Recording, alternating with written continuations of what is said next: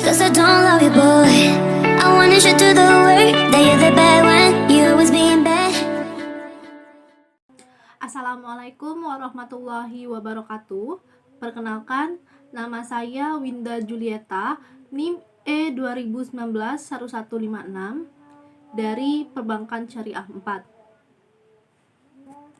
Pada kesempatan kali ini, saya akan menanggapi video dari dosen saya, yaitu tentang ekonomi tertutup dengan kebijakan pemerintah atau perekonomian 3 sektor.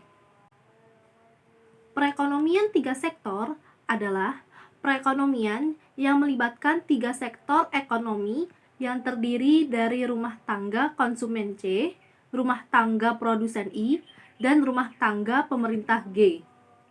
Perekonomian 3 sektor bersifat perekonomian tertutup.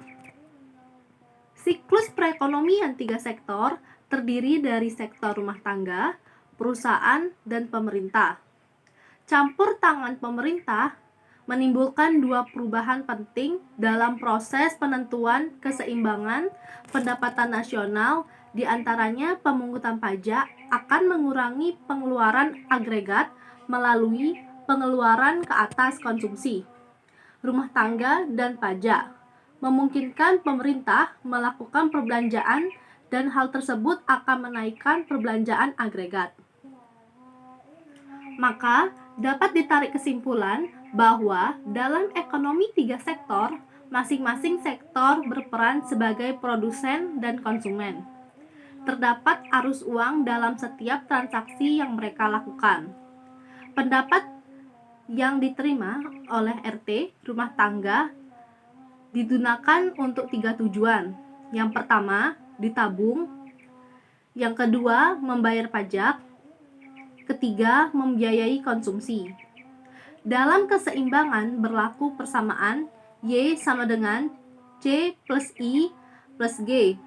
Sedangkan tiap tingkatan pendapatan nasional berlaku Y sama dengan C plus S plus T.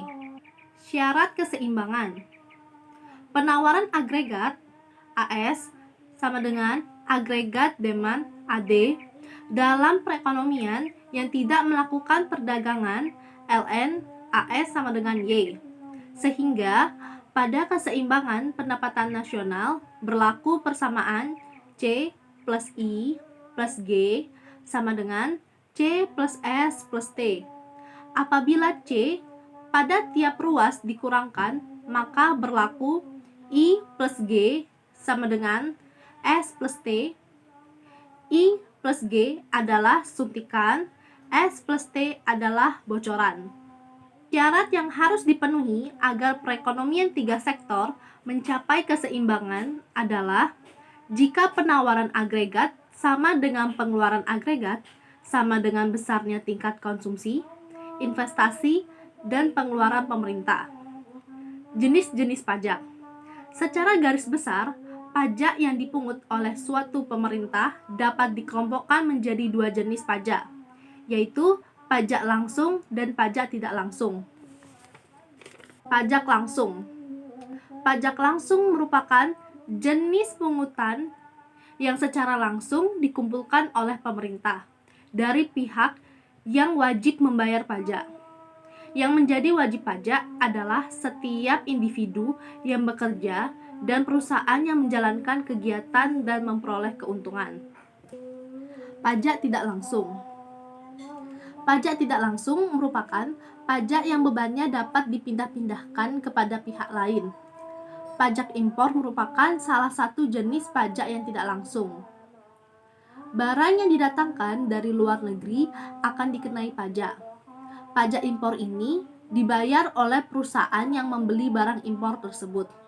Kemudian, pajak impor ini dipindahkan ke konsumen yang membeli barang impor tersebut. Bentuk jenis pajak pendapatan. Bentuk atau jenis pajak yang dipungut oleh pemerintah dapat pula dikelompokkan menjadi pajak regresif, pajak proporsional, dan pajak progresif. Pajak regresif. Pajak regresif merupakan sistem pajak yang jika pendapatannya meningkat atau menjadi lebih tinggi, maka persentase pungutan pajaknya menjadi lebih kecil. Semakin besar pendapatan seseorang atau perusahaan, maka persentase pajak pendapatannya menjadi lebih kecil. Pajak proporsional. Pajak proporsional merupakan pajak yang persentasenya sama untuk pendapatan yang berbeda-beda. Jadi, secara proporsi, persentase pajak yang dipungut terhadap mereka yang berpenghasilan rendah dan tinggi adalah sama. Atau dengan kata lain, sistem pajak ini tidak membeda-bedakan penduduk yang miskin maupun yang kaya, ataupun perusahaan yang kecil maupun perusahaan besar. Lalu selanjutnya itu pajak progresif. Pajak progresif merupakan pajak yang persentasenya tergantung dari besarnya pendapatan yang diterima oleh wajib pajak. Semakin tinggi pendapatan seseorang atau perusahaan, maka semakin tinggi pula persentase pajak yang harus dibayarkan. Sekian dari tanggapan yang telah saya jelaskan. Semoga dapat bermanfaat bagi teman-teman semua. Terima kasih. Wassalamualaikum warahmatullahi wabarakatuh.